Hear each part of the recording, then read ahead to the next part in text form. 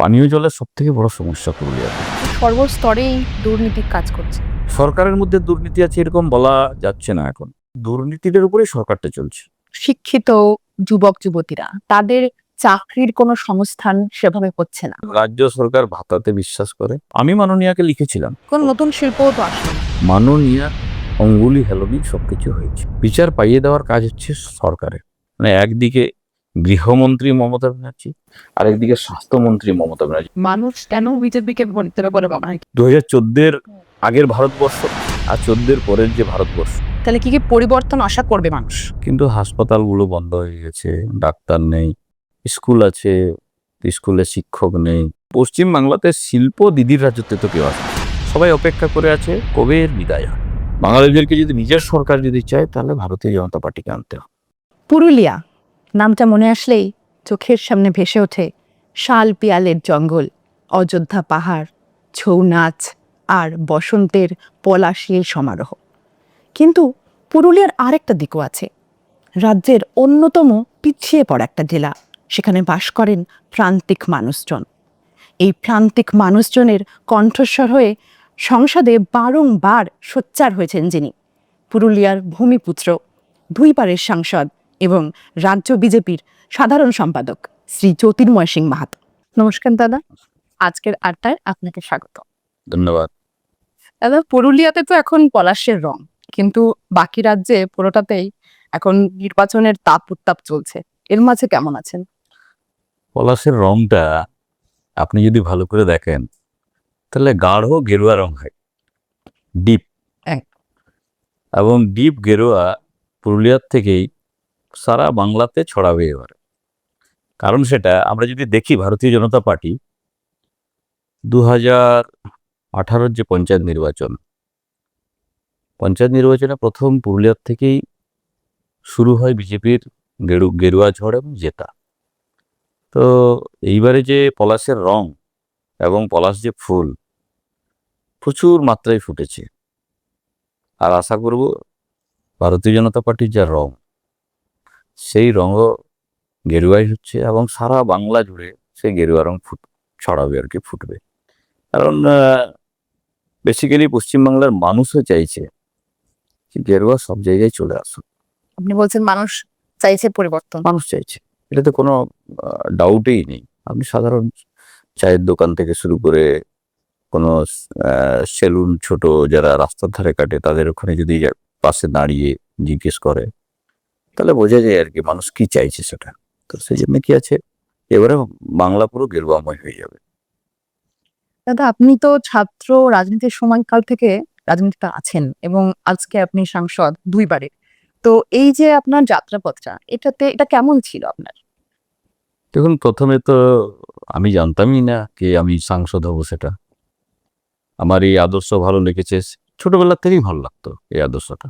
তা না হলে সেই সময় তো পুরো লাল পার্টির সিপিএম এর রমরমা ছিল। আর আমি যে গ্রামের থেকে উঠে এসেছি সেখানে তো আশপাশে কেউ আমাদের এই গেরুয়ার সঙ্গে যুক্ত ছিল বলে আমার খুব কম আর কি, এক দুজন ছিল। তো আমার ভালো লাগতো এই আদর্শের যখন বিষয় টুকটাক শুনতাম, খুব ভালো লাগতো। দ্বিতীয় হচ্ছে কল্যাণাশ্রমের কাজ আমাদের ওখানে প্রচুর আছে, বনবাসী কল্যাণাশ্রমে। আচ্ছা। তো সেখানে একজন দাদার সঙ্গে আমার পরিচয় হয়, তার মাধ্যমে আমি যুক্ত হয়। দিয়ে পরবর্তীকালে যখন কলেজে আসি তখন এই বিদ্যার্থী পরিষদের সঙ্গে যুক্ত হয়। আর বিদ্যার্থী পরিষদের সঙ্গে যুক্ত হওয়ার পরে টানা একদম বিদ্যার্থী পরিষদ করেছি আর কি। বিভিন্ন জায়গায় দায়িত্ব দিয়েছে বা রাজ্যের বাইরেও দায়িত্ব দিয়েছিল। আর তো সেখান থেকে ফিরে আবার ভারতীয় জনতা যুব মোর্চার সঙ্গে যুক্ত হয়। যুব মোর্চার কাজ শুরু করতে তখন আমরা 2-3%, 4% এরকম ভোট পেতাম। মানে পঞ্চায়েতে যদি প্রার্থী দিতে পারলেই মনে হতো আর কি, যাক আমরা প্রার্থী দিয়েছি, তাতেই খুশি ছিল, এরকম একটা পরিস্থিতি ছিল। সেই সময় থেকে আপনি রাজনীতিতে রয়েছেন, যেখানে তখন অনেক কম জন থাকতো। হ্যাঁ, স্বাভাবিক। হয়তো আমার মনে আছে আমি আমার গ্রামের থেকে যখন সদর পুরুলিয়াতে আসতাম, একজন বয়স্ক মানুষ, সে প্রাক্তন মণ্ডল সভাপতি ছিল, তো রাস্তার ধারে তার বাড়ি ছিল। তার বাড়িতে সবসময় একটা বিজেপির পতাকা লাগানো থাকতো। তো সেই পতাকাটা লাগানো থাকতো, সেই সাহসের সঙ্গে সে লাগিয়ে রাখতো। তার নাম হচ্ছে শ্রীনাথ কুমার। নেই উনি। উনি মারা গেছেন আরকি। তো তার বাড়িতে আমি দাঁড়াতাম। একটাই কারণ, কি ভালো লাগতো, কি এই বয়স্ক মানুষটা যখন পুরো লালের রমরমা চলছে, লাল দুর্গের মধ্যে একদম একদম পুরোপুরি কোনো কিছু নেই, হয় ফরওয়ার্ড ব্লক আর নয় সিপিএম। আর সেখানে সেই পুরুলিয়াতে একমাত্র এই রাস্তার ধারে বিজেপির পতাকা লাগিয়ে রেখেছে। আমি তার যে সাবই দড়ির খাট হয়, সেই খাটে উনি বসে থাকতেন। আমি যেতাম ওনার সঙ্গে কমসে কম 10 মিনিট 15 মিনিট আড্ডা দিতাম। আবার আমি নিজের কাজে আমি বেরিয়ে পড়তাম। তো সেই করতে করতে মানে দিনের পর দিন মানুষের পাশে থাকা, ভারতীয় জনতা পার্টির যে সাংগঠনিক কাজ, সেটা বেড়েছে। মোদিজির নেতৃত্বে আসার পরে মানুষ বিজেপিকে পছন্দ করতে শুরু করেছে। 2014-এর পরে সব জায়গাতে কাজ শুরু হয়েছে।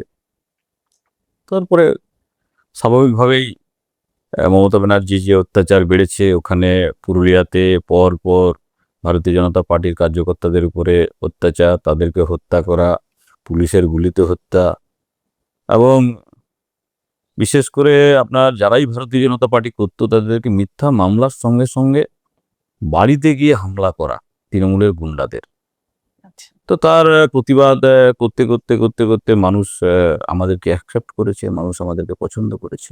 মানে এই লড়াইটা বহুত বছরের। স্বাভাবিক বহু বছর বলতে গেলে আপনার প্রায় সেই আপনার আহ, ভারতীয় জনতা পার্টিতেই হয়ে গেল 15-16 বছর।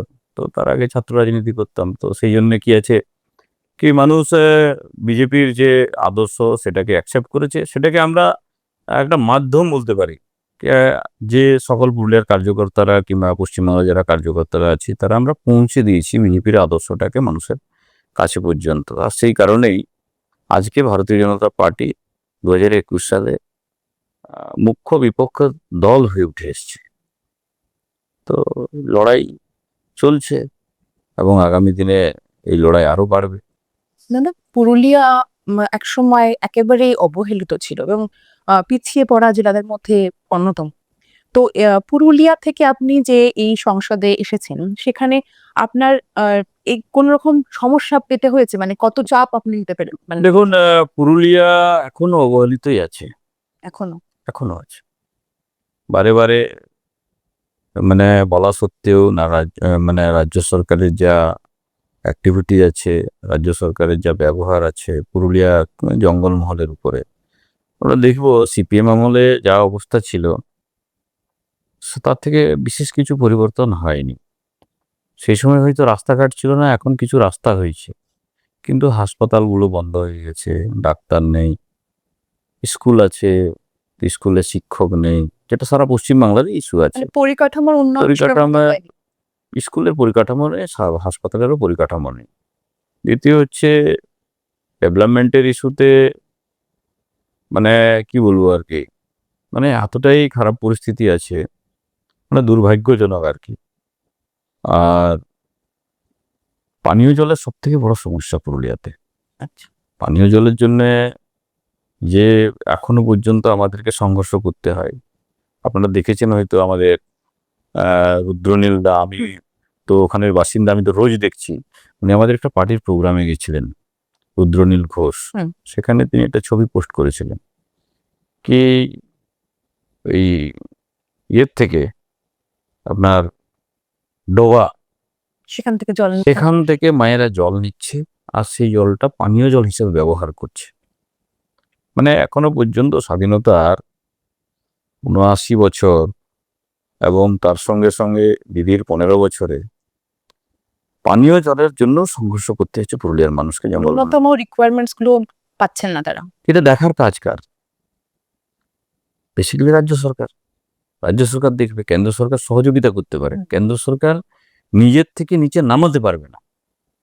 কিন্তু একদম প্রচুর লাট কেন্দ্রীয় ব্যক্তি প্রকল্প পর্যন্ত। তো স্যাংশন হয়েছে পুরুলিয়ার জন্য, সেগুলো দেখুন, কোথাও ছিল প্রকল্প সবার? স্যাংশন করা আর তাকে একদম বাস্তবায়িত করার কাজ হচ্ছে রাজ্য সরকারের। বিডিও ডিএম যদি আপনাকে সহযোগিতা না করে, বিডিও ডিএম এর যদি ইচ্ছে না থাকে, তো ওদের ইচ্ছে তো ব্যক্তিগত ইচ্ছে নেই, তাদেরকে পরিচালনা কে করে? তাদেরকে পরিচালনা করে রাজ্য সরকার। রাজ্য সরকারে কে বসে আছেন? মাননীয় মমতা ব্যানার্জি।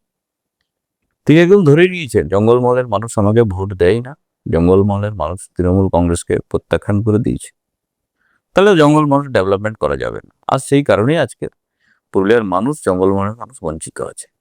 আর সেই কারণে কোনো কোনো প্রকল্পই সেখানে ঠিকঠাক ভাবে পৌঁছাতে দেয়নি। না, আমি যদি নিজের প্রচেষ্টায় লেগে থাকি, কেন্দ্র সরকারের সঙ্গে কথা বলি, কেন্দ্র সরকার থেকে সহযোগিতা করতে চাইলেও যে আমাদের সাংবিধানিক নিয়ম আছে, যুক্তরাষ্ট্রীয় পরিকাঠামোর যা নিয়ম আছে, কি আপনি কোনো কিছুই ডাইরেক্ট করতে পারবেন না।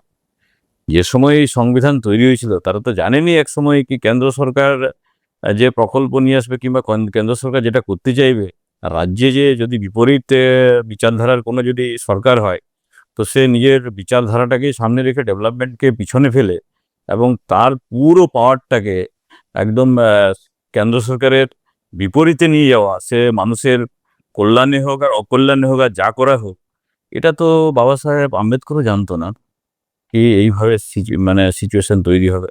নতুবা সেই সময় হয়তো সংবিধানের যে এই যুক্তরাষ্ট্রীয় পরিকাঠামো যেটা আছে সেটা হয়তো নাও থাকতে পারত, কিন্তু গণতন্ত্রের পক্ষে এটা ভালো। কিন্তু কেউ জানে না কি, কিংবা কেউ জানতো না কি মমতা ব্যানার্জি নামে একজন মুখ্যমন্ত্রী আসবে, আসছে পুরো সংবিধানের এত অসৎ ব্যবহার করবে, সেটা তখন মানুষ জানতো না। এখন আমরা টের পাচ্ছি তার। দাদা, পুরুলিয়া এক সময় মাওবাদীর প্রভাব খুব বেশি ছিল। এখন পুরুলিয়াতে কি অবস্থা আছে? মাওবাদীদের সেই প্রভাব কতটা রয়েছে? দেখুন,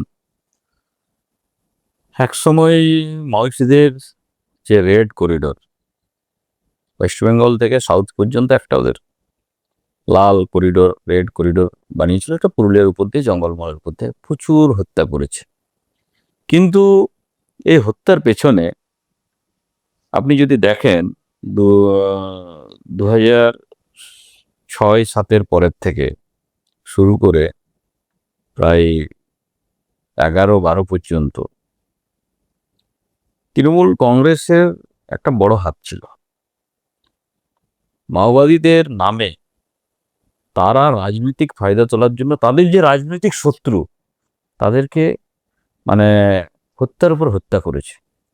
সেই সময় থেকে বেশি ছিল কারণটা কি ছিল? প্রভাবটা শুধুমাত্র তৃণমূল বিরোধী যারা আছে তাদেরকে শেষ করে আর সরকারে আসা।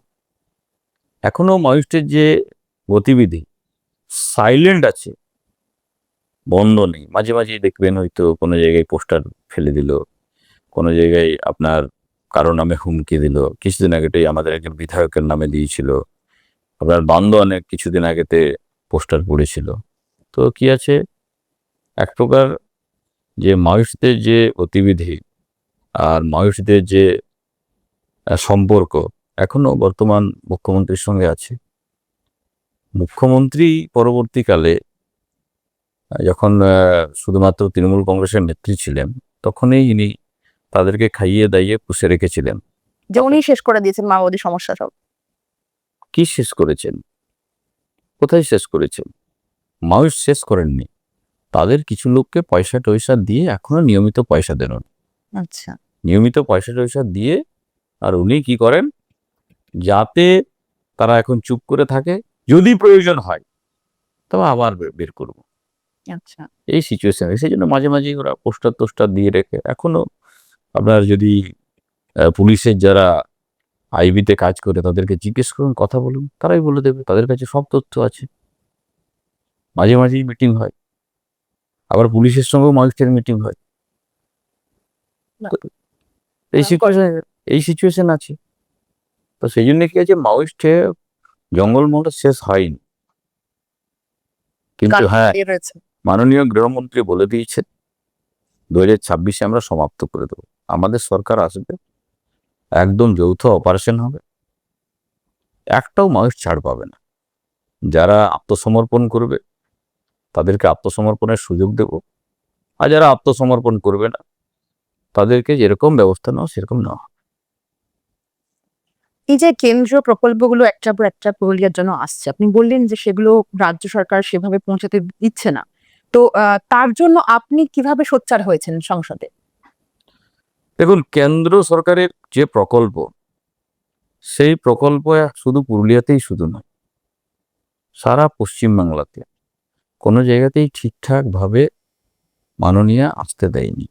কারণ আসতে না দেওয়ার কারণটা হচ্ছে, পয়সা নেব আমি কিন্তু নাম দেব না, এটা হতে পারে না। কেন্দ্র সরকারের যেমন মনে করুন, আপনার যদি 100 দিনের কাজের কথা বলি, এখন তো এনআরজিএস যেটা ছিল সেটা 54,000 কোটি টাকা আমরা দিয়েছি পশ্চিমবাংলাকে এই 10 বছরে। তার আগে যদি দেখি, দিদিমণি যে সরকারে ছিলেন, ইউপিএর সরকারে, সেই 10 বছরে মাত্র 14,000 কোটি টাকা দিয়েছে। সেই টাকা গেল কোথায়? কোথায় কাজ হচ্ছে? কোনো হিসাব নেই, কিচ্ছু নেই। কিন্তু ওনারা বলছেন যে কেন্দ্র বঞ্চনা করছে আমাদেরকে টাকা দিচ্ছে। যদি 54,000 কোটি টাকা 10 বছরে দিয়ে বঞ্চনা হয়, আর যদি মনে করুন নিজে নিজে যখন দিদি সরকারে ছিলেন আর তাতে 14,000 কোটি টাকা দেওয়াটা যদি সুযোগ সুবিধা করে দেওয়া হয়, তা আমার এই অঙ্ক জানা নেই, আমি এই গণিতটা পড়িনি আর কি, সেটা ওনারাই ভালো করে জানেন। 14,000 বড় না 54,000 বড়? দ্বিতীয় হচ্ছে যে প্রধানমন্ত্রী আবাস যোজনা, তার আগে দেখুন কি হিসেব ছিল, কত টাকা দিয়েছিল। আর এখন দেখুন, প্রধানমন্ত্রী আবাস যোজনায় প্রায় 30,000 কোটি টাকা আমরা দিয়েছি ভারত সরকার থেকে, তার কোনো হিসেবপত্র নেই। সেই টাকা ব্যবহার হয়েছে, কোথায় হয়েছে? তৃণমূলের কোনো ক্যাডার আছে, তৃণমূলের কোনো নেতা আছে যার দোতলার বাড়ি আছে, যার আগের থেকেই 3টে বাড়ি আছে, তাকে দেওয়া হয়েছে। যে তৃণমূলের ঝান্ডা ধরে ঘুরে বেড়ায়, তাকে দেওয়া হয়েছে। যাকে পাওয়ার কথা, যে উপযুক্ত ওই বাড়ি পাওয়ার, সে পায়নি। কিন্তু এখনো আপনার প্রান্তিক মানুষ তো অনেক বেশি, তাদের তো একটা প্রয়োজন রয়েছে। আমি আদিবাসী আমি মানুষ রয়েছে। আমি একটা জায়গাতে আজ 1-1.5 বছর আগে গেছিলাম একজন মায়ের কাছে দেখা করতে। আপনারা হয়তো টিভি চ্যানেলে দেখেওছেন সেটা, ঠিক আমার মনে আসছে না সেই মায়ের নামটা। সেটা হচ্ছে আপনার পুরুলিয়া 1 নম্বর ব্লক। আমাদের ওখানে সভাধিপতি নির্বাচিত হয়েছেন যে কনস্টিটিউয়েন্সির থেকে। একটা টয়লেটের মধ্যে তিনি থাকতেন, টয়লেটের মধ্যে আপনি ভাবুন মানে কি অবস্থা ছিল, মানে ভাবা যায় না। সেটাতে একটা ওই প্লাস্টিকের বস্তা পেতে দিয়ে সেখানে একটা বাক্স, সেটাতে এই দরজাটা বন্ধ করে সেখানেই শুয়ে থাকতেন, বাড়ি নেই। তো এই টাকা গেল কোথায়? এরকম বহু উদাহরণ আছে, বহু লোক আমাদের কাছে। আমরা চিঠিপত্র করতে পারি, কথা বলতে পারি, এর বেশি তো কিছু করতে পারি না। কেন্দ্র সরকার থেকে দেওয়ার পরে এটাকে একদম লাস্ট ব্যক্তি পর্যন্ত পৌঁছানোর কাজ হচ্ছে বিডিও, ডিএম। বিডিও, ডিএম হচ্ছে রাজ্য সরকারের কর্মচারী, তারা ইচ্ছাকৃতভাবে এটা করেছে। সর্বস্তরেই দুর্নীতি কাজ করছে। দেখুন, দুর্নীতিটার বিষয়টা হচ্ছে কি, দুর্নীতিটার মধ্যে সরকার চলছে, সরকারের মধ্যে দুর্নীতি আছে এরকম বলা যাচ্ছে না এখন। এমন একটা কথা ছিল কি, দুধের মধ্যে জল মিক্স করে দিলে বোঝা যায় না, কিন্তু জলের মধ্যে দুধ যদি দেয়, তো সেরকম এখানে দুর্নীতিটার উপরেই সরকারটা চলছে। দুর্নীতি যেরকম যেরকম ভাবে পজিশন নিচ্ছে, সেইভাবে সরকারটা ঘুরছে। মানে এই সরকারের যা শুধু সময়ের অপেক্ষাটা যাওয়াটা, কারণ মানুষ এত বীতশ্রদ্ধ হয়ে গেছে কি, মানুষ আর কিছুতেই অ্যাকসেপ্টই করতে পারছে না। যেমন যে কোনো বিষয় যদি একবার বদহজম হয়ে যায়, দেখলে আবার তারপরে ঘেন্না হয়, সেরকম মানুষের হয়ে গেছে এই সরকারের। রাজ্যের যে শিক্ষিত যুবক যুবতীরা, তাদের চাকরির কোনো সংস্থান সেভাবে হচ্ছে না, সে ব্যাপারে কি বলবেন? এই চাকরি তো দুর্নীতি, শিক্ষা রাজ্য সরকার ভাতাতে বিশ্বাস করে, এবং মায়েদেরকে দেওয়া হতো, এটা ঠিক ছিল, কিন্তু তার যে পরিমাণটা, সেটা খুবই অল্প। সেটাকে 1,500 টাকা দিয়ে কিছু হয় না। ন্যূনতম কমসে কম 3,000 দেওয়া উচিত, আর আমরা সরকার এলে দেবো, নিশ্চিত রূপে দেবো আমরা। এই প্রকল্প বন্ধ হবে না, নাম হয়তো চেঞ্জ হতে পারে, আচ্ছা, কিন্তু এই প্রকল্প থাকবে, এবং 1,500 জায়গায় আমরা 3,000 করবো। আমি মাননীয়াকে লিখেছিলাম কি, আপনার নেতাদের খাটের তলাতে 50 কোটি থেকে 100 কোটি টাকা পর্যন্ত পাওয়া যাবে। আপনাদের বহু নেতার বেনামি সম্পত্তি দেখা যায়। যদি প্রত্যেক জেলাতেই আমি যদি এক একটা নেতার নাম করি, তো আপনার পার্টিতেই মনে হয় লক্ষ কোটি টাকার টোটাল প্রপার্টি হবে নেতাদের কাছ থেকে। 1,000 কোটি টাকার বলবো না, টোটাল সব নেতাদের, তৃণমূল নেতাদের প্রপার্টি হবে। আর মায়েদেরকে মাত্র 1,000 টাকা, তখন 1,000 টাকা দিত। এবার ন্যূনতম তো কমসে কম 2,000 টাকা করে দিন। তা হয়তো আমার চিঠি লেখার পরে তার মনে হয়েছে কি না দিলে হয়তো তখন একটু বাড়িয়ে দিয়েছে। আর যুবকদের যে অবস্থা, আপনি যদি রেলওয়ে স্টেশনে গুলোতে একবার যান, কখনো কখনো মাঝে মাঝে আহ, ছোট যে ইউটিউব চ্যানেল কিংবা হ্যাঁ। যারা মোবাইলে হ্যাঁ, নিউজ টিউজ creator রা। বানায়, হ্যাঁ, তারা দেখায় মাঝে মাঝে। আমিও 1-2বার গেছি রাত্রিবেলা পুরুলিয়া রেলওয়ে স্টেশন। সাউথে যে ট্রেনগুলো যায়, কুঞ্জ ব্যাগ নিয়ে, হাতে এরকম ব্যাগ নিয়ে, জিজ্ঞেস করেছি কোথায় যাচ্ছি, সাউথে যাচ্ছি, ব্যাঙ্গালোরে যাচ্ছি, দিল্লিতে যাচ্ছি, গুজরাটে যাচ্ছি, রাজস্থানে যাচ্ছি। পড়াশোনা কতদূর করেছেন? মাধ্যমিক পাস, এইচএস পাস, কেউ গ্রাজুয়েট। তো খুবই কষ্ট লাগে, কিন্তু কোনো নিজের উপায় নেই। রাজ্যে থাকতে পারছেন না, নিজের জেলে থাকতে পারছেন না। থাকবে কি করে? কোনো যদি রোজগারের ব্যবস্থা না থাকে, যেমন ওখানে যদি চাষ, জমি তো প্রচুর আছে, হুম। কিন্তু জল নেই, তো চাষবাস করবে কি করে? আর যেখানে মনে করুন অল্প একটু জলের ব্যবস্থা আছে, তো বাকি কোনো সুযোগ সুবিধা নেই। কোন নতুন শিল্পও তো আসলো না। পশ্চিম বাংলাতে শিল্প দিদির রাজ্যতে তো কেউ আসবে না, এটা নিশ্চিত হয়ে গেছে। দিদি যতদিন থাকবে, কোনো ব্যবসায়ী, কোনো শিল্পপতি, মানে কেউ সৎসাহস করবে না। কারণ সিপিএম প্রথমে ভুল করেছিল কি, কৃষি জমিকে একদম নষ্ট করে শিল্প নিয়ে এলো সিঙ্গুরে। আবার যখন সেটা কৃষি জমির ক্যারেক্টারটাই চেঞ্জ হয়ে গেল, সেই জমি তার কিছুই হবে না, দাঁড়িয়ে গেল, তখন দিদিমণি তাকে তাড়িয়ে দিল। কি আশ্চর্যের বিষয়! সেই জায়গাটা একবার যদি ঘুরে আসেন, মাননীয় প্রধানমন্ত্রী কিছুদিন আগে এসেছিলেন সেখানে, আমিও তার আগে ওখানে গেছি, ওটা দিয়ে আমি যাতায়াত করি, পুরুলিয়া যাই, তখন মাঝে মাঝে আমি দাঁড়াই সেই জায়গাটাতে, দেখি মানে সেই জায়গার যে ক্যারেক্টারটা এমন পরিবর্তন হয়ে গেছে, মানে ওটার কোনো কাজেই লাগবে না, সেরকম একটা পরিস্থিতি হয়ে গেছে। তো এই ভয়ে, এই আতঙ্কে কে আসবে? সবাই অপেক্ষা করে আছে কবে এর বিদায় হয়। দিদিমণির বিদায় হবে, হু হু করে ছুটে আসবে শিল্পপতিরা এখানে। দিদিমণি যদি মানে এই 15 বছরে না কাউকে আনতে পেরেছে, হ্যাঁ, তিনি মাঝে মাঝেই সম্মেলন টম্মেলন করেন, সেখানে কিছু খাওয়ানো দাওয়ানোর ব্যবস্থা করেন। আর আমাদের এখানে 1-2জন মহাপুরুষ আছে, তারা হয়তো কখনো এই শালবনী কিংবা এতে হুম। স্পাত ফ্যাক্টরি টেক্টরি এইসব আমি শুনেছি, জানি না কখন খুলবে, জানি না, আমি নামও নিতে চাই না। হুম। তো বহু বছর ধরে শুনছি। এরকম এরকম শুনেছি। দিদিমণির সঙ্গে মাঝে মাঝে লন্ডন টন্ডন ঘোরাটোরা করেন ওনারা, এবং যখন বিদেশে বেড়ানোর ইচ্ছে করে তখন ট্যুর বানিয়ে নেন। এইটুকুই শিল্পের এখানে যোগদান, আর কি, এর থেকে বেশি নেই। তো যেখানে বাংলার যুবক যুবতীরাই চাকরি পাচ্ছে না, সেখানে এই ডেমোগ্রাফি চেঞ্জ হচ্ছে কিন্তু প্রতিনিয়ত। আমরা শুনতে পাচ্ছি যে এই অনুপ্রবেশকারীরা তারা এসে বসবাস করতে শুরু করেছে এবং তার কিছু প্রমাণও পাওয়া গেছে। আমরা দেখুন, এসআইআর আমরা 80-র দশক থেকে আমরা আন্দোলন করে আসছি, একদম প্রথম দিক থেকে। ভারতীয় জনতা পার্টি কিংবা আমাদের যারা আরো একই আহ, মতাদর্শে আরো সংগঠন আছে, আমি আগে বিদ্যার্থী পরিষদ করতাম, তো বিদ্যার্থী পরিষদ দীর্ঘদিন ধরে আন্দোলন করে আসছি। আমরা প্রথম থেকে বলে আসছি, বাংলাদেশ থেকে অনুপ্রবেশকারী ভারতে ঢুকছে, উনি নিজেও সোচ্চার ছিলেন এক সময়।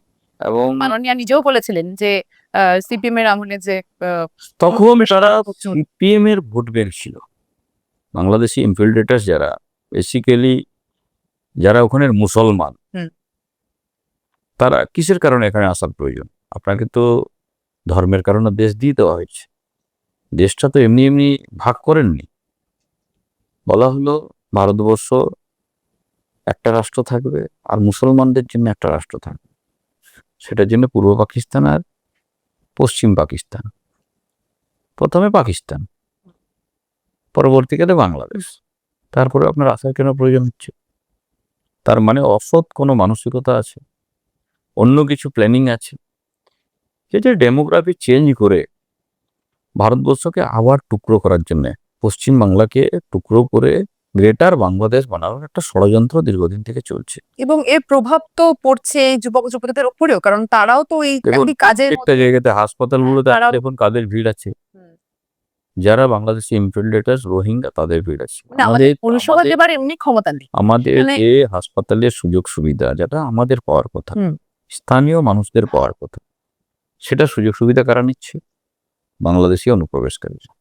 রেশনের যে ব্যবস্থা, রেশন কার্ড অনায়াসে ভোট ব্যাংকের জন্য দিদিমণি বানিয়ে দিয়েছেন, তার আগে সিপিএম বানিয়ে দিত, তার পুরো সুযোগ সুবিধা। আবার রেশন কার্ড যখন হয়ে গেল তখন আধার কার্ডও বানিয়ে নিচ্ছে, তারা আধার কার্ড বানিয়ে সুবিধা নিচ্ছে, পাচ্ছে। আধার কার্ড যখন বানিয়ে নিচ্ছে তখন আপনার ইয়েও বানিয়ে নিচ্ছে, আপনার ভোটার আইডিও বানিয়ে নিচ্ছে। ব্যাস সহজ সরলভাবে ভারতের নাগরিক হয়ে যাচ্ছে, বিভিন্ন পরীক্ষা টরীক্ষাতে সুযোগ পেয়ে যাচ্ছে। তারপরে কি আছে, আমাদের যে অধিকার সেটাই ওরা ঢুকে যাচ্ছে। তো এই যে একটা বড় ষড়যন্ত্র, আর শুধুমাত্র অল্প স্বার্থের জন্যে, শুধুমাত্র গদি থাকার জন্য দিদিমণি ভারতবর্ষের যে নাগরিক, পশ্চিমবাংলার যে নাগরিক, তাদের যে অধিকার সেটা থেকে বঞ্চিত করছে। আর এটা একটা জাতীয় এখন নয়, নিরাপত্তার ক্ষেত্রেও এটা একটা ভবিষ্যতের জন্য বড় বিপজ্জনক। জাতীয় নিরাপত্তার কথা যদি বলেন, তো আজকে যে এতগুলো জায়গাতে যা কিছু ঘটছে সবগুলোর কানেকশন হচ্ছে পশ্চিমবাংলা। আর পশ্চিমবাংলা পিছনে কি আছে? বাংলাদেশ। সে জামাতিরা হোক কিংবা আরো কোনো মৌলবাদী কিংবা কোনো জঙ্গি সংগঠন, তো তার সব থেকে সুরক্ষিত জায়গা, তারা সব থেকে সেফ হাউস মনে করে সেটা হচ্ছে পশ্চিমবাংলা, যারা ইনফিল্ট্রেটার্স আছে এবং আতঙ্কবাদী আছে তারা। আর এই যে এরা আসার পর থেকে নারী সুরক্ষায় পশ্চিমবঙ্গ অনেক পিছিয়ে গেছে। একসময় কলকাতা পশ্চিমবঙ্গকে বলা হতো নারী সুরক্ষায় দেশের মধ্যে। দেখুন, নারী সুরক্ষার যে মডেল বলবো সেটা, তাহলে আমার এটা শুনলেই মনে আসে আমার পুরুলিয়াতে যে বান্দোয়ান আছে মনিকা মাহাতোর কথা। মনিকা মাহাতো মানে 12-এ পড়তো, 11 কিংবা 12-এ পড়তো, একটা মেয়ে, ছোট্ট বোন। সেরকম বিশেষভাবে সেটা যেরকম হাইলাইট হওয়ার কথা ছিল, যেরকম প্রচার হওয়ার কথা ছিল, সেরকম হয়নি। তৃণমূলেরই একজন বড় নেতা, গাড়ির চালক, তার গার্ড, আমার এরকম স্থানীয় লোকের মাধ্যমে শোনা, এবং তৃণমূলের কিছু হোমরা চোমরারা তাকে প্রথমে ধর্ষণ করে, তারপরে গলা টিপে হত্যা করে, তারপরে প্লাস্টিকে মুড়ে পাথর খাদানে পাথরের নিচ দিয়ে চাপা দিয়ে দেয়।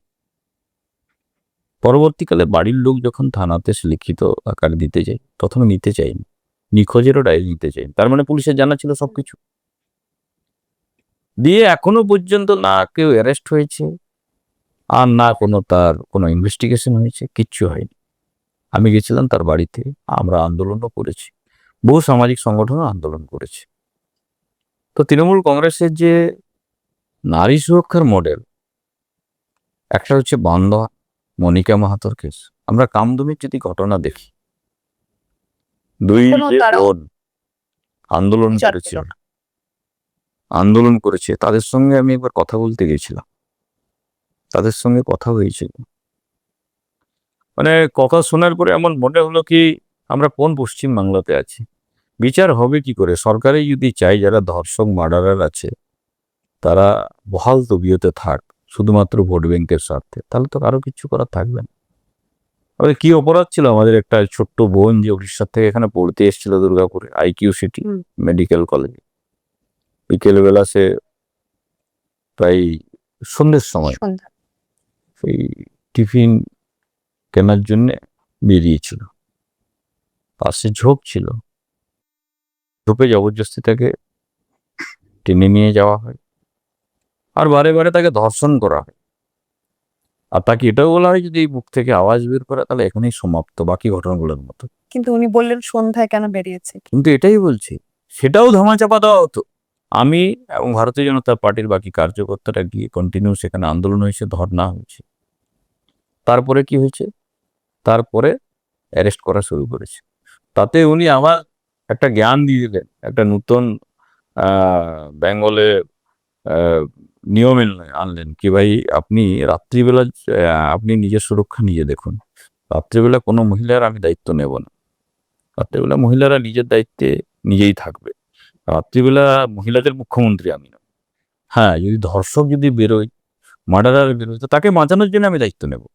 এটা হচ্ছে মুখ্যমন্ত্রীর বক্তব্য ছিল, এটাই ছিল তার আসল রূপটা হৃদয় থেকে বেরিয়ে এসেছিল, ফুটে এসেছিল। এটা দেখো, যদি এখানে আরজি করের যে ঘটনা, সারা বাংলা শুধু নয়, সারা ভারতবর্ষ শুধু নয়, সারা বিশ্ব দেখেছে কিরকম ভাবে একজন ডাক্তার বোন, সেই বোন রাত্রিবেলা ডিউটিতে যায়, তাকে প্রথমে ধর্ষণ করে মার্ডার করে দেয়। তারপরেরটা আরো জঘন্য হচ্ছে, এভিডেন্স নষ্ট করার জন্য পুরো সরকারি তন্ত্র, পুরো পুলিশ প্রশাসন লেগে 4 দিন ধরে একদম পুরো একদম নষ্ট করে দেওয়ার জন্য লেগে যায়, কি যাতে কোনো কিছু না তথ্য থাকে। এর থেকে দুর্ভাগ্য আর কি হতে পারে? এই হচ্ছে দিদির নারী সুরক্ষার মডেল। কিন্তু মানুষকে বোঝানো হয়েছিল যে সিবিআইও তো কিছু পেল না, সিবিআইও তো ঘন্টা রায়কে। আপনি একটা জিনিস ভাবেন, এই বাড়িটাতে আমরা বসেছি, আমরা হয়তো মনে করুন এই চায়ের যে কাপ আছে আমি চুমু দিচ্ছি, এটা ধরেছি, চেয়ারে বসেছি। আবার মনে করুন এসে সব চেয়ার টেবিল সব চেঞ্জ করে দিয়ে বাড়ির পুরো সিঁড়িটাকে চেঞ্জ করে দেবেন, একদম পুরো ঝাঁটা দিয়ে বের করে দেবেন, স্প্রে করে দেবেন, চেয়ার টেবিল সব বের করে দেবেন। তারপরে আপনি যদি বলেন ফিঙ্গারপ্রিন্ট কই, ম্যাচ কোথায় করছে, একটা অন্য কাপ রেখে রাখিয়ে দেবেন, কি করে হবে? আবার আমি যাকে ধরেছে তার বিষয়ে আমি বলতে চাই না, তারও কঠোর শাস্তি হওয়া উচিত, কিন্তু এর পেছনে আরো যারা আছে তাদেরকে বাঁচানোর জন্য যে 4 দিন ধরে চলেছে, কি এমন প্রয়োজন ছিল কি ডেড বডিকে একদম সঙ্গে সঙ্গে নিয়ে গিয়ে তার বাড়ির লোক না আসতে দিয়ে তাকে একদম জ্বালিয়ে দেওয়া, শ্মশানে নিয়ে যাওয়া? কি এমন তাড়া ছিল? কি এমার্জেন্সি ছিল কি বিধায়ককে কাউন্সিলরকে লেগে মা বাবাকে আসতে না দিয়ে সঙ্গে সঙ্গে নিয়ে গিয়ে দাঁড় জ্বালিয়ে দেওয়া? কারণটা কি? সেই যে ঘরে ডেড বডিটা পাওয়া গেছিল সঙ্গে সঙ্গে সেই বাড়ির রিকনস্ট্রাকশনের জন্য একদম অ্যাডমিনিস্ট্রেশন থেকে অর্ডার দেওয়া হয়, কি কারণ ছিল? ভেঙে একদম সঙ্গে সঙ্গে বাড়ি কে একদম চেঞ্জ করে দেওয়া হয় নকশা, কি প্রয়োজন ছিল? 4 দিনের মধ্যে এমন কি এমার্জেন্সি ছিল কি? মেডিকেল কলেজের কি আরেকটা কি কোনো ইউনিট নতুন তৈরি হচ্ছিল ওই রুমটার মধ্যে? তো তাতেই বোঝা যায়, সবাই জানে জলের মতো পরিষ্কার আছে। তারপরে আপনি যদি সিবিআই লাগিয়ে দেন, তো সিবিআই কি করতে পারবে? এবং এটাও একটা জিনিস বলে দিচ্ছি, যেমন আপনার এসআইআর এর বিষয়ে বলা হচ্ছে কি সবকিছু আহ, আপনার যে চিফ ইলেকশন কমিশনার আছে তাকে এই ভোটার লিস্টে নাম তোলা, বাদ দেওয়া, মৃত ভোটার, তার নামে বলছে। কিন্তু এটার পেছনে যারা আছে, এটার পেছনে কারা আছে? পশ্চিম বাংলা ইউনিটের যত ডাব্লিউবিসিএস আর আইএস অফিসার আছে, তারা সেই কাজ করছে। সেরকম এই সিবিআই এর যে বিষয়, যখন আইন তৈরি হয় কেউ তো জানতো না কি সিবিআই কোনো জায়গায় গেলে রাজ্যের প্রশাসন তার বিপরীত আচরণ করবে। যখন সংবিধান লেখা হয় তখন ছিল কি কেন্দ্রীয় যদি কোনো এজেন্সি আছে তো তাকে সম্পূর্ণভাবে সহযোগিতার কাজ করবে যে লোকাল অ্যাডমিনিস্ট্রেশন, লোকাল ইউনিট যে আছে, রাজ্যের যে ইউনিট আছে। কিন্তু কি হয়েছে, রাজ্যের ইউনিট যদি বিপরীত আচরণ করে তাহলে তো স্বাভাবিকভাবেই কেউ কিছু করতে পারবে না। মানে বলছেন রাজ্য পুলিশ কোনোভাবেই সাহায্য করেনি? সাহায্য নয়, বিপরীত করেছে। সহযোগিতা না করা একটা আলাদা বিষয় হয়, কি সরে দাঁড়িয়ে গেল।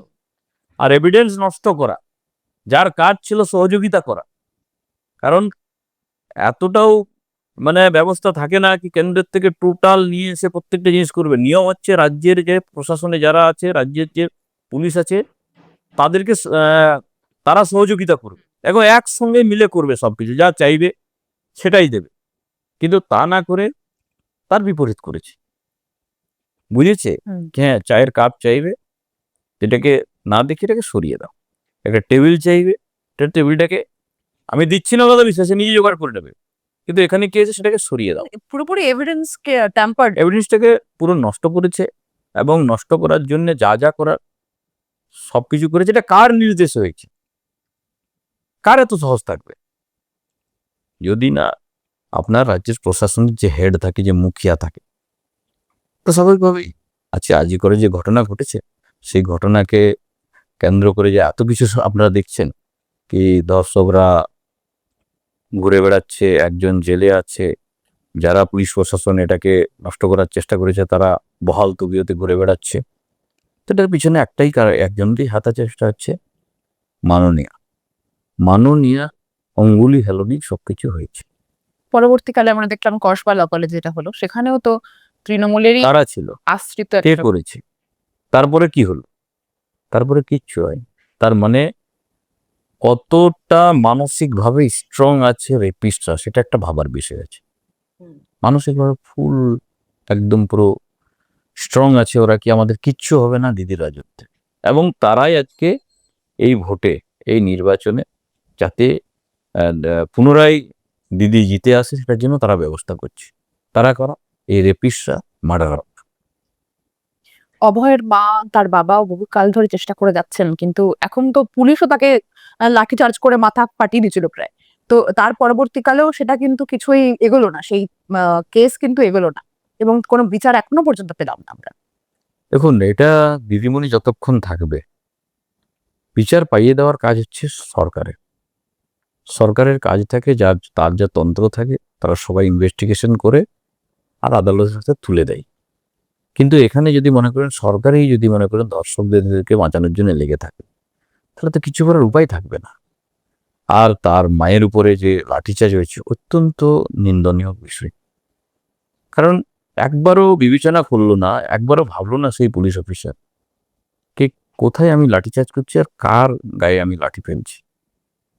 তো সেই জন্য কি আছে এখানে, মানে দেখার পরে এই টিভি সিরিয়ালে আগে যখন আমরা দেখতাম পৌরাণিক কালের কোনো ঘটনা আসতো, কি অসুরেরা আসছে, গ্রামকে গ্রাম ধ্বংস করে দিচ্ছে, কোনো জায়গায় পশুকে খেয়ে নিচ্ছে, কোনো জায়গায় মানুষকে খেয়ে নিচ্ছে, আমরা দেখতাম আগে পৌরাণিক যে এগুলো। তো সেরকমই বর্তমান যে আমাদের যে শাসক দল এবং পুলিশ প্রশাসনের আচরণটা সেম হয়ে আছে। আমি যদি একটা ঘটনা বলে থাকি, পুলিশের আপনি লাঠিচার্জের কথা বললেন, আমার ওখানে একটা আদিবাসী মেয়ে, সে বাড়িতে ছিল। তার অপরাধ ছিল কি, তার বাবা দিনমজুরি করত, সাঁওতাল পরিবারের লোক, এবং বিকেলবেলা সারাদিন মজুরি করে আসতো, সেই জন্য বিকেলবেলা একটু মদ খেত। আর সেই কারণে সে বাড়িতে 1 বোতল কিংবা 2 বোতল মদ রেখেছিল। এবার কি মদ ছিল আমি জানি না।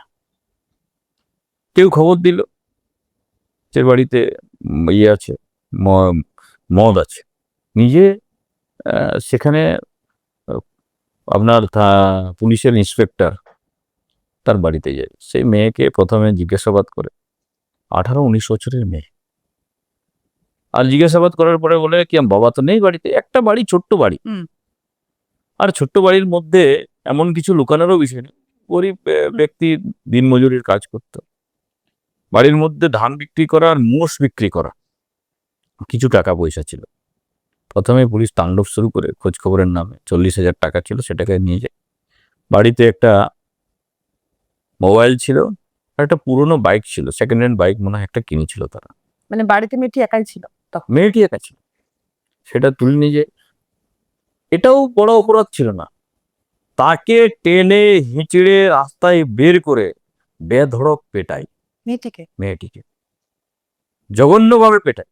আমি ছিলাম দিল্লিতে, আমাকে খবর দিল, আমি সঙ্গে সঙ্গে সেদিনকেই এমার্জেন্সি ভাবে এলাম, আর পরের দিন তার গ্রামে গেলাম। গ্রামে নিয়ে গিয়ে সে মেয়েটির সঙ্গে কথাবার্তা বললাম। আমি জিজ্ঞেস করলাম, এটা খাটের মধ্যে শুয়ে আছে, আমার মনে হয় বছর 2-এর আগে, এরকমই মার্চ মাস সম্ভবত হতো, কারণ শীত শেষ হয়ে গেছিল। সেই সময় দেখি গায়ে চাদর দিয়ে সে শুয়ে আছে। আমি জিজ্ঞেস করলাম, তোমার? বলছে সারা শরীরে প্রচন্ড ব্যথা। বলছে ওষুধ নিয়েছো? যে হাসপাতালে গিয়েছিলাম, হাসপাতাল বললো আগে পুলিশে যদি বলে তাহলে আমি ওষুধ দেবো। মানে কি জঘন্য পরিস্থিতি ভাবুন। ওরা জানে পুলিশ মেরেছে, আর সেই জন্য পুলিশ বললে হাসপাতাল, সেখানের বিএমওইচ এবং বাকি যারা আছে তারা ওষুধ দেবো বলেছে। পুলিশ না বললে ওষুধ দেবে না, পুলিশেই মেরেছে। মানে একদিকে গৃহমন্ত্রী মমতা ব্যানার্জি, আরেকদিকে স্বাস্থ্যমন্ত্রী মমতা ব্যানার্জি। আপনি পুলিশ ভাবুন, মন্ত্রী? ওই গৃহমন্ত্রী, রাজ্যের গৃহমন্ত্রী তো পুলিশ মন্ত্রী উনি। মানে তার দুটো মন্ত্রণালয় কত সুন্দরভাবে চলছে বাবু, আর আদিবাসীরা কত সুখে আছে, এটার থেকেই বোঝা যাচ্ছে আর কি। তো আমি গেলাম, মেয়েটিকে নিয়ে গিয়ে থানাতে গেলাম। থানাতে গিয়ে পুলিশ অফিসারের বিরুদ্ধে কমপ্লেন করা হলো। কমপ্লেনই থেকে গেল, আজও পর্যন্ত কিছু হয়নি, হওয়ার কথা নয়। কারণ পেনশন ন্যূনতম কোন রকম শাস্তি? আমার মনে হয় না কিছু হয়েছে, অল্প স্বল্প হয়তো 2 দিন 3 দিন হয়তো সাইড করে দিয়েছিল, যাতে জনাক্রোশ না হয়, মানুষের চোখে না পড়ে, এর থেকে বেশি কিছু না। আজকে আমি একটা, যেমন এই পুলিশের কথা বলছেন, ঘটনা শুনলাম। আমার যে গ্রাম পঞ্চায়েতে বাড়ি, সেখানের এই একজন ছেলে এসসি কাস্টের, যারা মানে জেলে হয়, মানে মাছের কাজ করে, মাছ ধরার কাজ করে, সে পরিবারের ছেলে, ঝাড়গ্রামে পুলিশে চাকরি করত। হঠাৎ করে জানুয়ারি মাসে প্রথম কিংবা দ্বিতীয় সপ্তাহে ওরা 2-3 বন্ধু কোনো জায়গাতে যায় চাটা খেতে কিংবা কোনো জায়গায় আড্ডা দেওয়ার জন্য, আর ফিরে আসেনি। আবার কোথায় নিখোঁজ হয়ে গেল, কি হয়ে গেল, কেউ কিছু বলতে পারছে না। আমি, বাড়ির লোক আমার সঙ্গে এই যোগাযোগ করেছে, জানার পরে আমি ঘটনাটা সম্পূর্ণ জানার চেষ্টা করলাম। আমি আশ্চর্য হয়ে গেলাম, তার সঙ্গে তার যে বন্ধু ছিল তাদেরকেও মুখ বন্ধ রাখতে বলা হয়েছে প্রশাসনের থেকে, এবং এর পেছনে অন্য কেউ আছে কি। এই যে প্রায় 2 মাস কাছাকাছি হয়ে গেল সে নিখোঁজ আছে, তাকে এখনো পাওয়া তাকে পাওয়া যায়নি, এবং তাদেরকে আড়াল করার জন্য সবকে মুখ বন্ধ করতে বলা হয়েছে। আমি তাদের বাড়িতে যাব, কথা হয়েছে, আমি বাড়িতে যাব, বাড়িতে গিয়ে তার খোঁজ খবর নেবো। মানে আমি বলতে চাইছি, পুলিশ প্রশাসনের ভূমিকা এবং পুলিশের কাছে পুলিশই সুরক্ষিত নয়। আপনি এটা সাংসদ কিংবা অন্য কারো কাজ নয়, পুলিশকে দেখে, পুলিশের কাজে কাজ কাজ লোকাল যে স্টেটের যে হোম মিনিস্টার আছে তার কাজ আছে, তার একদম পুরো ফেলুয়ার আছে। একজন পুলিশই যখন পুলিশের কাছে সুরক্ষিত নয়, পাওয়া যাচ্ছে না, খোঁজ দিচ্ছে না, একটা জেনারেল ডায়েরি করে ছেড়ে দিয়েছে, তার আমার ভুল কি অবস্থা আছে। এখানে হাওড়াতে 2জন মাহাতো, একজন বিবেক মাহাতো, আর একজন নামটা ভুলে যাচ্ছি, আমার ঝালদা ব্লকের 3-4 দিন আগে এসেছিল হাওড়ার কাছে কোনো জায়গাতে টেন্টের জিনিসপত্র কেনার জন্য এসেছিল। ব্যাস, যে আমাদের বাংলা যে দুধেল গায়েরা আছে, তাদের যা ব্যবসা বাণিজ্য চলে, বিকেলের পরে মানে চাকু ছুরি নিয়ে যেটা ঘুরে বেড়ায়, বুঝতে পেরেছে বাইরের লোক আছে, এদের কাছে টাকা পয়সা অল্প স্বল্প হবে, ছুরি মেরে দিয়েছে। 3 দিন আগের কথা। আচ্ছা। ছুরি মেরে তাদেরকে রীতিমতো হত্যা করার চেষ্টা করেছে। রাস্তার ধারে পড়েছিল, যা জিনিসপত্র ছিল লুটে নিয়ে চলে গেছে, নিয়ে আর পালিয়ে গেছে ওরা। কোনো একজন ভদ্র ব্যক্তি, হয়তো দেবদূত বলবো তাকে, আমিও জানি না, খোঁজ করছি কে এরকম মহাপুরুষ যিনি মানে এত মহৎ কাজ করেছেন, তুলে নিয়ে গিয়ে হাওড়া সদর হাসপাতালে ভর্তি করেছে। আমি, যুবরাজ আমাদের যে স্বঘোষিত যুবরাজ, নিজেই নিজের উপাধি দিয়েছেন, তিনি গেছিলেন আমার ওখানে, আমার জেলাতে, যদিও ঝাড়গ্রাম লোকসভার মধ্যে পড়ে, বান্দোয়ান বিধানসভার বড়াবাজারে একজন পরিযায়ী শ্রমিক পুনেতে মারা গেছিল। কি কারণে মারা গেছিল, কেন মারা গেছিল, আমি ওটা জানতে চাচ্ছি না। টিভির পর্দাতে আপনারা দেখেছেন, নিজেদের মধ্যে বচসা হয়েছে এবং অস্বাভাবিক ছিল। পুনের যে ঘটনাটা ছিল অস্বাভাবিক ছিল, আর সেই কারণে হত্যা হয়েছে। যে কোনো হত্যাই নিন্দনীয়, দুর্ভাগ্যজনক, আমি কোনোটাই সাপোর্ট করি না। কিন্তু সেখানে যুবরাজ প্রায় আপনার 20-25 লক্ষ টাকা টোটাল ইভেন্টের খরচ, কমসে কম হেলিকপ্টারে যাওয়া, লোকজন ডেকে আনা, পয়সা দিয়ে বাসে করে লোক নিয়ে আসা তাকে দেখার জন্য, একটা ইভেন্ট তো তৈরি করতে হবে। এবং সেখানে গিয়ে বলেছে কি, কুর্মী জাতের কেউ সুরক্ষিত নয়, বাঙালিরা কেউ সুরক্ষিত নয়। আগে চালিয়েছিল কি বাংলা ভাষার জন্য তাকে মেরেছে, দিদিমণি টুইট করেছে। কিন্তু এখানে হাওড়াতে তার দুধেল গায়েরা মেরেছে যে 2জন মাহাতো ছেলেকে, একবারও তো দেখলাম না যুবরাজকে খোঁজ খবর নিয়েছে। তারা কি বাঙালি নয়? আমি জানি না, তা সেটা তো ওরাই বলতে পারবে আর কি। মেরেছে কে? মেরেছে তার দুধেল গায়ের। কাকে মেরেছে? বাঙালি পুরুলিয়ার মাহাতো ছেলে দুটোকে। যুবরাজ পুরুলিয়া ছুটে যেতে পারে, কিন্তু এখানে হাওড়ার হাসপাতাল একটু খোঁজ খবর নিতে পারে। আমাদের বিজেপির কার্যকর্তারা গিয়ে তাদেরকে ব্যবস্থা দিয়েছে, তাদেরকে দেখরেখ করেছে, বাড়ির লোকজন যারা এসছে তাদের ব্যবস্থা দেখেছে, এবং যাতে ভালো ট্রিটমেন্ট হয় সেটার জন্য যা যা করার সবকিছু করেছে। তো হাওড়ার যারা আমাদের কার্যকর্তা আছে তাদেরকে আমি ধন্যবাদ জানাবো কি, তারা যে সহযোগিতা করেছে। কি আছে, পশ্চিম বাংলাতে এমন একটা পরিস্থিতি হয়ে গেছে, দিদিমণি শুধু রাজনীতি ছাড়া আর কোনো কিছুই দেখেন না তার জন্য। মানে যেমন একসময় নোয়াখালীর অবস্থা হয়ে গেছিল, সেরকম হয়ে গেছে। দাদা, পুরুলিয়া নিয়ে আবার ফিরে আসি। পুরুলিয়া একটা এমনই জায়গা যেখানে ট্যুরিজম একটা খুব ইম্পর্টেন্ট একটা মানে কর্মসংস্থানের জায়গা। তো সেটা কি উন্নয়ন হচ্ছে এই এখনকার সময়? দেখুন, পুরুলিয়ার বেসিক্যালি অযোধ্যা পাহাড়। হুম। অযোধ্যা পাহাড়কে কেন্দ্র করেই আমাদের ছৌয়ের মুখোশ, অযোধ্যা পাহাড়, এগুলো সব কাছাকাছি, একে অপরের সঙ্গে অঙ্গাঅঙ্গিভাবে জড়িত আছে। এবং ওখানে যে সীতাকুণ্ড আছে, হুম। মানে একবার যদি গেলে দেখলে আপনার খুব ভালো লাগবে। তো তাকে ডেভেলপ করার জন্য আমি ভারত সরকারের কাছে, তৎকালীন মন্ত্রী প্রহ্লাদ প্যাটেলের কাছে আমি 2 বা 3 বার গেছিলাম। তিনি সঙ্গে আমাকে বসিয়ে রাজ্য সরকারকে চিঠি করলেন, আপনার সঙ্গে এরকম কথা বলছি না, बैठिए चाय पीजिए, 10 मिनट के बाद आप जाएंगे। ছেলেটাকে ডেকে বসালো, বসে বলে দিল কি, সাংসদ পুরুলিয়ার এরকম আমাকে একটা রিকোয়েস্ট করেছে, রাজ্য সরকারকে বলুন কি আমরা সবকিছু দিতে প্রস্তুত আছি, আপনি জাস্ট আপনার যে প্রজেক্ট কিভাবে হওয়া উচিত না, যে সাংসদের কথা অনুযায়ী তো হবে না, সাংসদ রিকোয়েস্ট করতে পারে, আপনি সেটা পাঠান। 3খানা চিঠি কেন্দ্রের থেকে করা হয়েছিল। উনি বলেছিলেন যত টাকা লাগবে, আমার কাছে ফান্ডের অভাব নেই, ওটা জঙ্গলমহলের ডেভেলপমেন্টের জন্য দেওয়ার জন্য প্রস্তুত আছি, শুধু অ্যাকসেপ্ট করতে হবে রাজ্য সরকারকে, ডাইরেক্ট তো দেওয়ার আমাদের কোনো নিয়ম নেই। কিন্তু একমাত্র কি ছিল কারণ, কি সাংসদ বলেছে এবং ভারত সরকার করতে চেয়েছে, মোদিজির নাম হবে, আর সেই কারণেই সেটা অ্যাকসেপ্ট করেনি। তারপর ডেভেলপ হবে কি করে? অযোধ্যা পাহাড়ের চিত্রই পরিবর্তন হয়ে যেত। ভারত সরকার বারে বারে চেয়েছে, মোদিজির সরকার বারবার চেয়েছে, কিন্তু কিচ্ছু হয় না। আজকে রেলের দেখছেন না কত জায়গাতে, আপনার এই কলকাতা মেট্রোরেই আপনি যদি দেখান, প্রায় 70-75 কিলোমিটার হওয়ার কথা 50 কিলোমিটার থমকে গেছে। কেন থমকে গেছে? কারণটা কি? জমির সমস্যা শুধুমাত্র একটাই, সেরকমই ওখানে কোনো অ্যাকসেপ্ট করবো না আমরা, কোনো দেশে দিলে বা কিছু করবো না। মেট্রোর যে আমাদের সামনে রয়েছে চিংড়িঘাটার যে জায়গাটা, সেটা তো হচ্ছে না। সেই কারণেই মানে বারবার ঘটে যাচ্ছে। যাতে একমাত্রই হচ্ছে কি, তার যে বিফলতাটা সেটা মানুষ দেখতে পাবে, আর মোদিজির নাম এটা কিছুতেই সহ্য করা যাবে।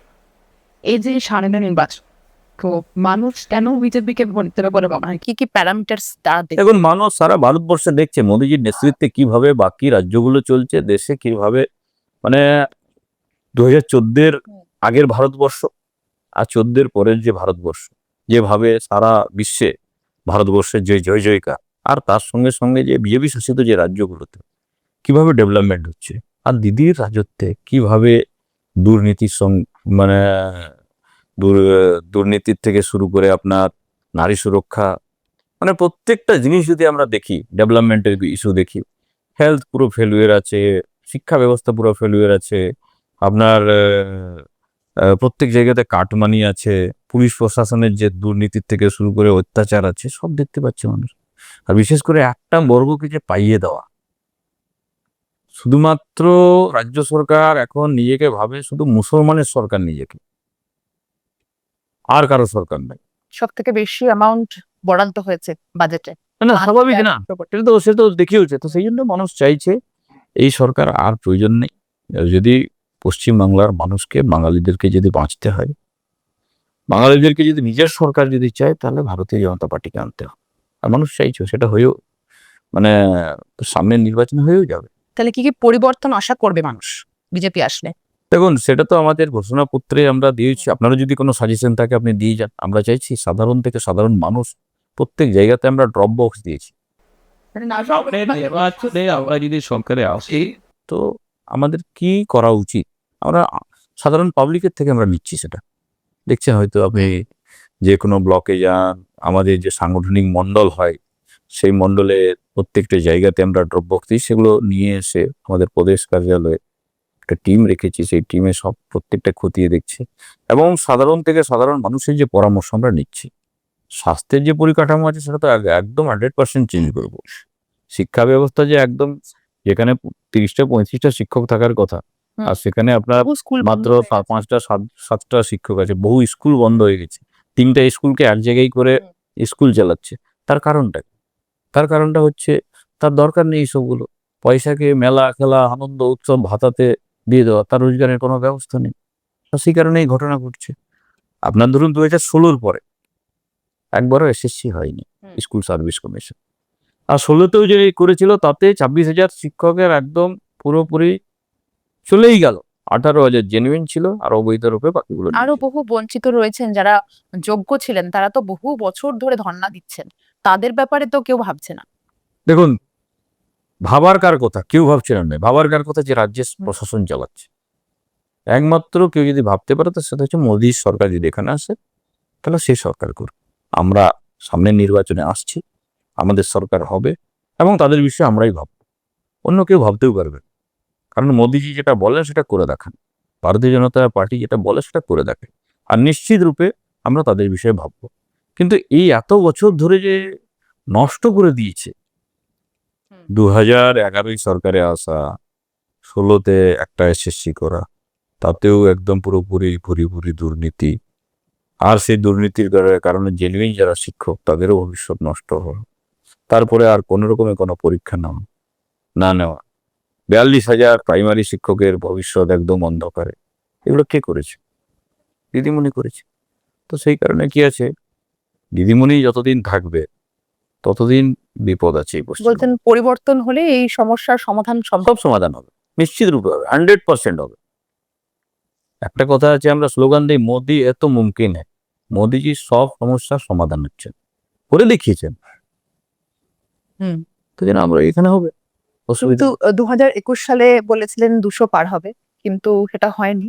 তো এবারে কি মনে করেন? দেখুন, আমাদের কিছুগুলো ত্রুটি ছিল, সেই ত্রুটি আমরা শুধরে নিয়ে সামনে নির্বাচনে যাচ্ছি।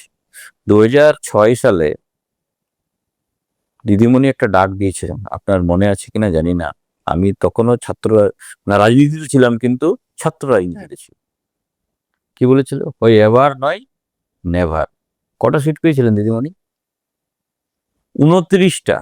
30টা হয়নি, যেটাতে বিরোধী আসনে বসার জন্যও পাইনি। পরবর্তীকালে ভাটপাড়াতে বাই ইলেকশন হয়, আর বাই ইলেকশন এসে, কারণ এখনো একটা প্রার্থী মারা গেছিল, তার কারণে পরে ভোট হয়েছিল, আর 30টা হয়ে অর্জুন সিং জিতে এলো, আর তারপরে পার্থবাবু বিরোধী আসনে বসেছিল। সে ডাক দিয়েছিল কি এইটাই শেষ ইলেকশন তার জন্য, কিন্তু 30টা আসন পেয়েছে। আর তারপরেই আমরা যখন দেখি 186 কিংবা 87, 5 বছর করে, আমরা তো তার ডবল পেয়েছি। 30-এ 77-এ আসে। তো সেই জন্য কি আছে, আমাদের মাননীয় গৃহমন্ত্রী 30 তারিখে এসেছিলেন, পাশেই একটা হোটেলে উনি প্রেস মিট করেছিলেন, তাতে উনি বলেই দিয়েছেন পরিষ্কারভাবে এবারে 2/3 আমরা সিট নিয়ে আসবো, এবং নিশ্চিত রূপে আসবো, কোনো ডাউট নেই। আপনি আশাবাদী যে এবার পরিবর্তন 100% এবারে পরিবর্তন হবে, বিজেপি সরকার হবে। 2/3 আসন নিয়ে আমরা এবারে পশ্চিমবাংলায় আসবো। দাদা, আজকে তো আড্ডা হলো, কিন্তু আমাদের অডিয়েন্স বন্ধুদের কিছু বলতে চান আপনি? যদি কিছু বলতে চান তো আমি ভালো হয়। পশ্চিমবাংলার আপামর জনসাধারণ, আর যারা আপনার এই চ্যানেলের মাধ্যমে আপনাকে ফলো করে এবং দেখে, তাদেরকে আমি রিকোয়েস্ট করব, কি অনেক হয়েছে, অনেক দেখেছেন। কংগ্রেসকে প্রথমে দেখেছিলেন, তারপরে সিপিএমকে দেখেছেন 34 বছর, তারপরে দিদিমণিকে দেখলেন 15 বছর। যেভাবে পশ্চিমবাংলাকে তিলে তিলে তিলে করে শেষ করে দিয়েছে, এখান থেকে বাঁচানোর জন্য একটাই উপায়, সেটা হচ্ছে পদ্মফুল, সেটা হচ্ছে মোদিজি। মোদিজি যেভাবে গুজরাট থেকে শুরু করে প্রত্যেকটা রাজ্যে যেখানে ভারতীয় জনতা পার্টির শাসন আছে, সরকার আছে, যেভাবে ডেভেলপমেন্ট করেছেন, সুরক্ষা দিচ্ছেন, এবং সারা ভারতবর্ষকে যেভাবে নেতৃত্ব দিচ্ছেন, সেভাবে পশ্চিমবাংলাতেও তাকে দরকার। সেই জন্য সামনের নির্বাচনে পদ্মফুলে ভোট দিয়ে মোদিজির হাত শক্ত করুন এবং ভারতীয় জনতা পার্টিকে জেতান, এটাই আমার অনুরোধ রইল। অনেক ধন্যবাদ দাদা।